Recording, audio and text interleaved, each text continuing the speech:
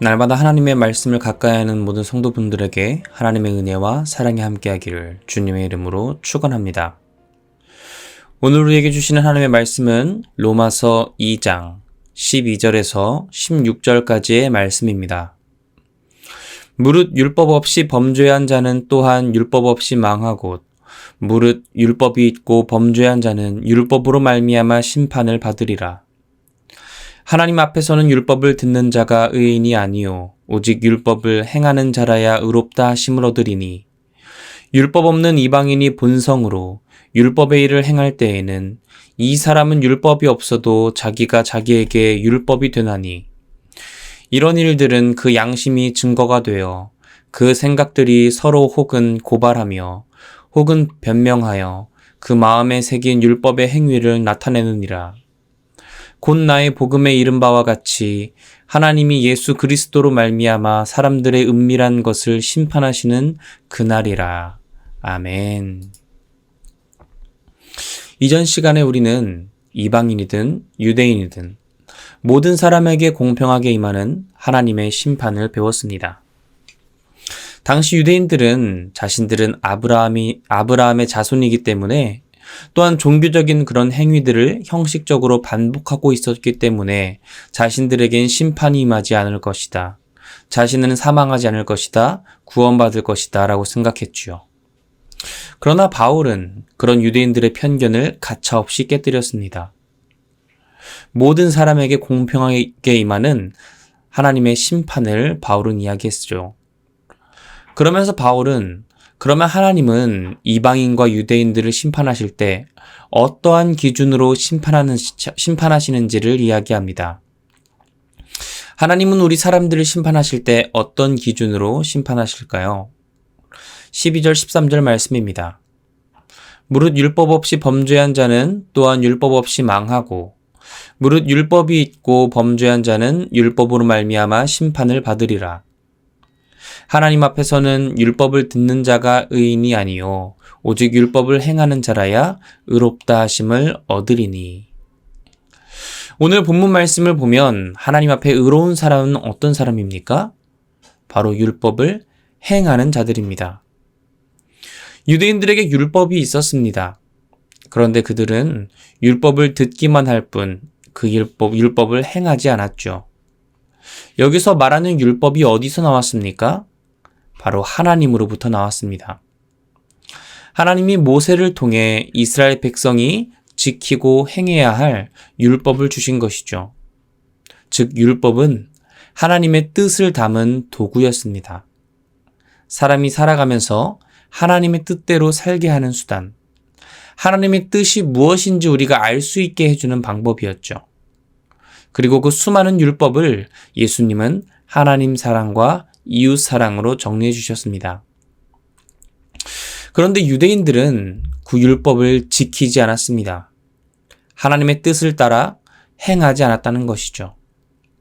그래서 바울은 율법을 받지 못하고 범죄한 이방인들이 심판을 받을 것이며 동시에 율법이 있다고 하더라도 그 하나님의 뜻을 지키지 않고 범죄한 우리 유대인들도 하나님의 심판을 피할 수 없다고 전합니다. 이어서 바울은 그렇다면 하나님의 심판 기준은 무엇이냐? 하나님은 어떤 사람을 의롭다고 여기시느냐 전하는데요. 13절 말씀을 보니 그 사람은 누구입니까? 율법을 듣는 자가 아닌 오직 율법을 행하는 자들입니다. 하나님이 보시기에 의로운 사람은 바로 율법을 행하는 사람이라는 것이죠. 우리가 교회 다니면서 가장 많이 하는 착각 중에 하나가 나의 행위, 나의 행동은 별로 중요하지 않을 것이라는 아주 충격적인 생각입니다. 우리의 구원은 예수님의 은혜로 얻는 것이기 때문에 나의 삶의 행위는 별로 중요하지 않아. 그런 생각은, 그런 착각에 쉽게 빠질 수 있지만 이것은 한국교회를 병들게 하고 우리 자신을 병들게 하는 암과 같은 착각이라는 것이죠.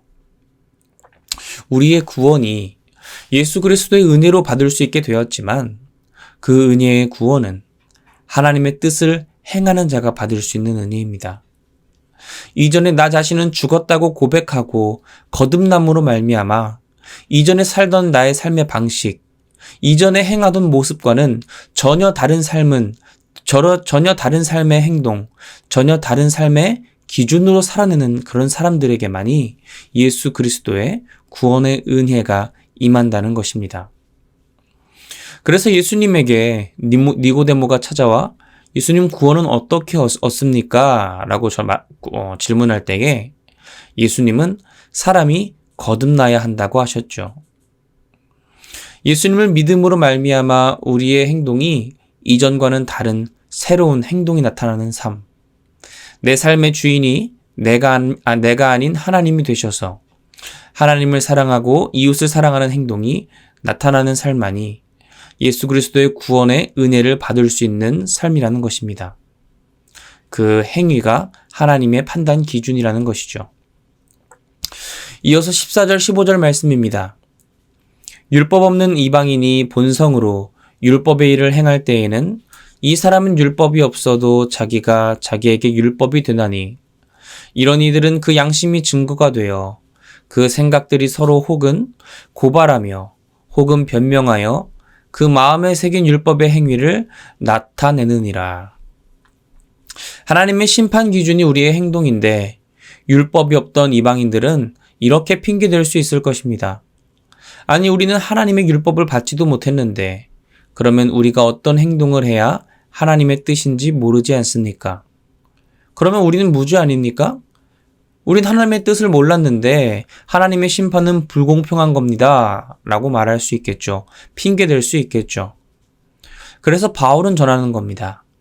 하나님이 이방인에게 율법을 주시지 않아서 무엇을 행해야 할지 모른다고 할지라도 그들에게는 하나님이 주신 본성이 있다.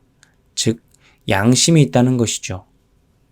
사람은 하나님의 형상대로 창조되었기 때문에 굳이 율법이 아니더라도 그것이 죄인지 아닌지 알 수 있는 능력이 있습니다. 우리가 옆 사람의 물건을 도둑질하면 안 되는 것, 옆 사람을 때리면 안 되는 것, 사람을 죽이면 안 되는 것은 율법이 있고 없고를 떠나서 당연히 해서는 안 된다고 우리는 알 수 있겠죠. 왜냐하면 우리가 하나님의 형상대로 창조되었고 하나님이 주신 본성, 즉 양심이 있기 때문입니다. 그래서 유대인이든 이방인이든 율법이 있냐 없냐에 따라서 핑계댈 수 없는 겁니다. 그런 핑계 없이 사람의 심판을 받는데 그 심판 기준이 무엇이라는 겁니까? 바로 그 사람의 행동, 행위라는 것이죠. 이어서 16절 말씀입니다. 곧 나의 복음에 이른 바와 같이 하나님이 예수 그리스도로 말미암아 사람들의 은밀한 것을 심판하시는 그날이라. 바울은 여기서 나의 복음이라고 합니다. 왜 나의 복음입니까? 먼저 구원은 하나님으로부터 오기 때문에 하나님의 복음이지요. 또한 그 구원의 내용이 예수 그리스도이시기 때문에 그리스도의 복음입니다.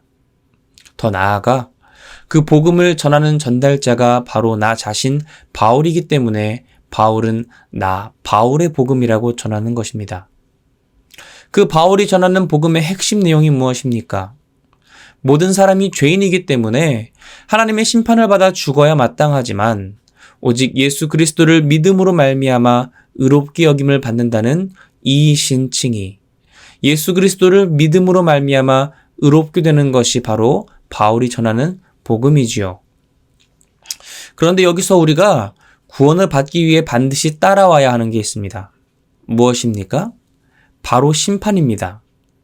우리의 행동을 낱낱이 아시는 그 예수님께서 우리를 심판하심으로 말미암아 우리는 구원을 얻게 되는 것이죠.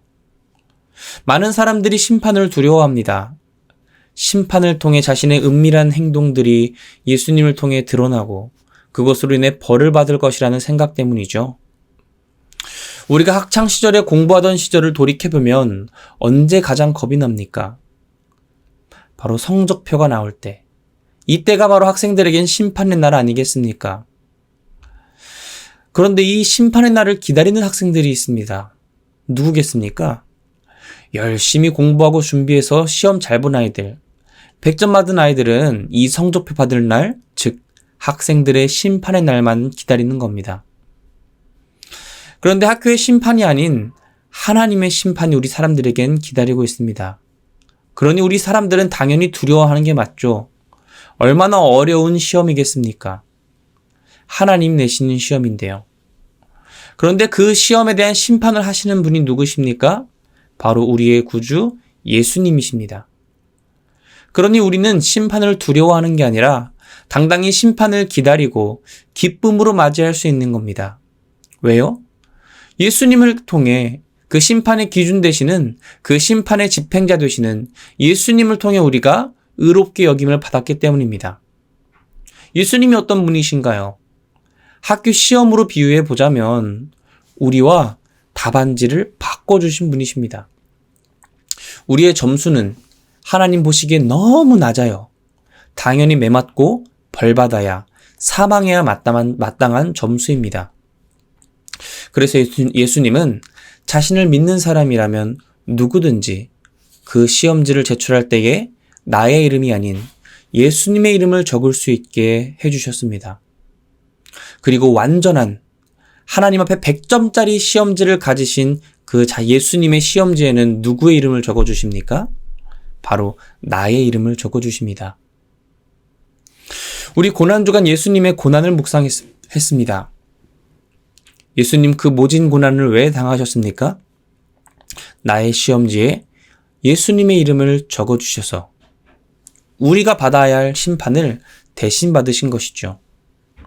그리고 자신의 시험지에 우리의 이름을 적어주셔서 우리에게 100점을 주신 것입니다. 그 예수님이 바로 심판의 때에 우리를 심판하시는 심판의 대상, 심판관이 되신 것이죠.